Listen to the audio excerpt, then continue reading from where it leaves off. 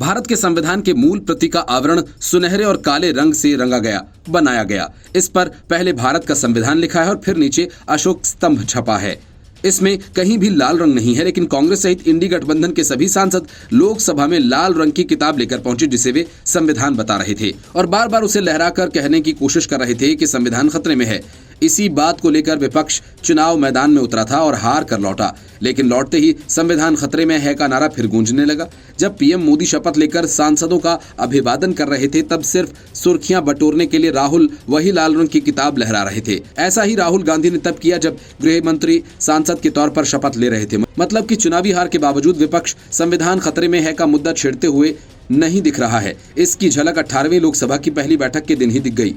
सदन की बैठक में विपक्षी सदस्यों के हाथों में एक लाल रंग की किताब थी और इसके बारे में दावा है कि ये भारत का संविधान है। विपक्ष बार बार इस किताब को दिखाकर संविधान खतरे में है का आरोप लगा रहा था। दरअसल 2024 के लोकसभा चुनाव में विपक्ष काफी हद तक इसको मुद्दा बनाने में कामयाब रहा और इसे जनता के बीच चर्चा का विषय बनाया और वर्ग को ये समझाने में कामयाब रहा कि भाजपा संविधान बदलने की योजना पर काम कर रही है। तभी तो 400 पार के नारे के साथ चुनावी मैदान में उतरी किसी भी पार्टी को सरकार चलाने के लिए 272 सीटों की जरूरत है और ऐसे में भाजपा एनडीए 400 से अधिक सीटें हासिल कर संविधान बदलने की योजना पर काम कर रही है। खैर, अब चुनाव बीत चुका है, विपक्ष इस मुद्दे पर अब चिपका हुआ है। समय समय पर सत्ता पक्ष की ओर से भी विपक्ष के इन आरोपों पर सफाई आती रही। पीएम नरेंद्र मोदी ने लोकसभा की बैठक शुरू होने से पहले मीडिया को संबोधित करते हुए विपक्ष को इमरजेंसी की याद दिलाई। उन्होंने कहा कि आज 24 तारीख है और एक दिन बाद 25 जून। ठीक 50 साल पहले इस दिन देश के संविधान पर एक काला धब्बा लगा दिया गया था। पीएम के इस बयान को सीधे तौर पर विपक्ष के आरोपों का जवाब बताया जा रहा है। पीएम ने इसके साथ ही ये भी कहा कि उसकी सरकार ये संकल्प लेती है कि भविष्य में संविधान को फिर से कलंकित करने की किसी की कोई अनुमति नहीं होगी। पीएम के संबोधन के बाद विपक्षी सांसदों की तस्वीर सामने आई और उसमें वे अपने हाथ में एक छोटी लाल किताब लिए हुए थे। कांग्रेस संसदीय दल के अध्यक्ष और राज्यसभा सदस्य सोनिया गांधी, कांग्रेस नेता राहुल गांधी, पार्टी अध्यक्ष मल्लिकार्जुन खड़गे सहित तमाम विपक्षी सांसदों के हाथों में ये लाल किताब थी।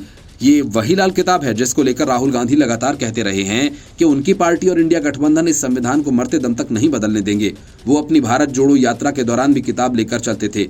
उन्होंने इस किताब की हजारों प्रतियां छपवाई, लेकिन बड़ी बात यह कि मूल संविधान के कवर पर कहीं लाल रंग नहीं, बावजूद इसके कांग्रेस एक लाल रंग की किताब को संविधान बता रही है और हिंदी अंग्रेजी दोनों ही भाषाओं में संविधान की मूल प्रति छपी थी। उन दोनों मूल प्रतियों को आज भी संसद के भीतर हीलियम के एक बॉक्स में सुरक्षित रखा गया, लेकिन लगता है कि विपक्ष ने आज तक उस प्रति को देखा नहीं और अगर देखा तो उसने जानबूझकर लाल रंग की किताब छपवाई।